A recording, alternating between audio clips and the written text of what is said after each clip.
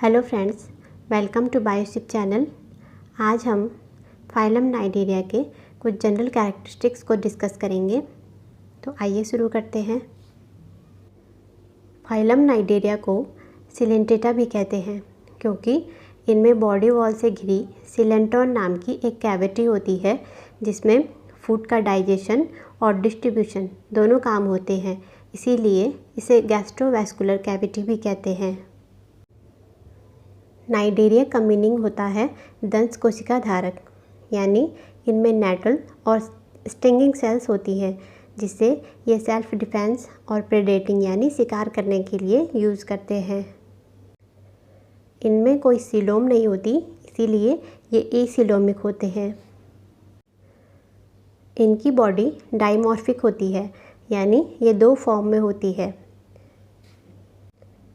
Polyp और Medusa. यानी कुछ नाइडेरियंस ऐसे होते हैं जो केवल पॉलिप फॉर्म में होते हैं। इसका एक एग्जांपल है हाइड्रा। ये बेलनाकार होते हैं और सेसाइल होते हैं। सेसाइल का मतलब ये एक ही जगह पर स्थित रहते हैं और मूवमेंट नहीं करते हैं, जबकि कुछ ऐसे होते हैं जो केवल मेडुसा फॉर्म में पाए जाते हैं, जैसे ऑरिलिया या जेलीफिश इसका एक एग्जांपल है। ये छाते के आकार के होते हैं और फ्री स्विमर होते हैं। वहीं कुछ ऐसे होते हैं जिनकी लाइफ साइकिल में पॉलिप और मेडुसा दोनों फॉर्म पाई जाती हैं। इसका एक एग्जांपल है ओबेलिया, जिसे सीफर भी कहते हैं।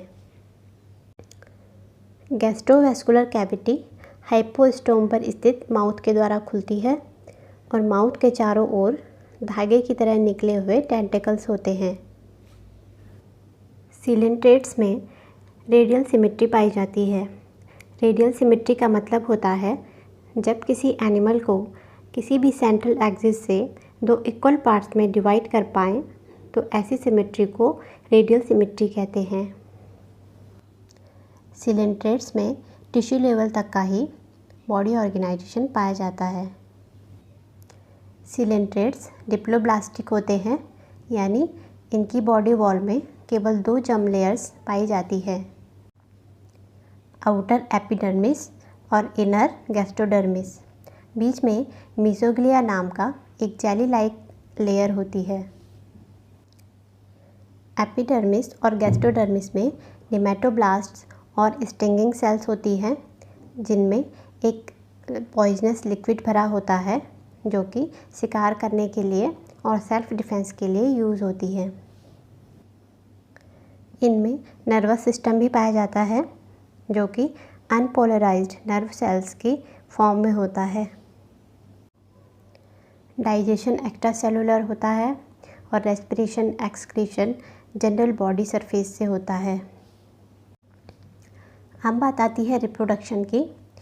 तो सिलेंट्रेट्स में एसेक्सुअल एंड सेक्सुअल दोनों टाइप का रिप्रोडक्शन होता है। एसेक्सुअल रिप्रोडक्शन बडिंग के द्वारा होता है जिसमें ये कॉलोनीज़ बना लेते हैं। बडिंग की प्रोसेस में एनिमल अपनी बॉडी के साइड से एक टिनी आउटग्रोथ के रूप में बड को उगा लेते हैं और यह बड डेवलप होकर एक न्यू इंडिविजुअल बन जाता है।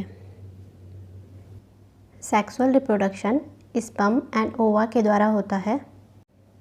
इनमें क्रॉस फर्टिलाइजेशन होता है, यानी ये एक ही एनिमल के बजाय अलग अलग एनिमल्स के स्पर्म और ओवा के बीच में होता है।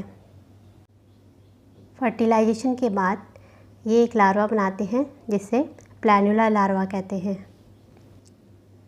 अब जिनकी लाइफ साइकिल में पॉलिप और मेडुसा दोनों फॉर्म पाई जाती हैं उनमें अल्ट्रेशन ऑफ जनरेशन होता है, यानी पॉलिप एसेक्सुअल रिप्रोडक्शन के द्वारा मेडुसा को उत्पन्न करता है और मेडुसा सेक्सुअल रिप्रोडक्शन के द्वारा पॉलिप को उत्पन्न करता है।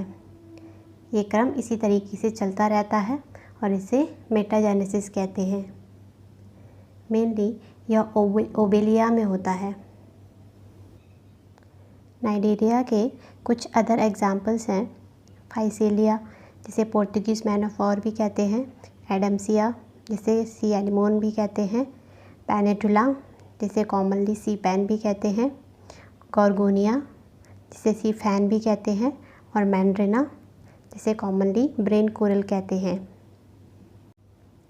तो ये था हमारा आज का टॉपिक। वीडियो पसंद आए तो लाइक शेयर कीजिए और चैनल को सब्सक्राइब कर लीजिए। मिलते हैं नेक्स्ट वीडियो में। Till then take care and good bye.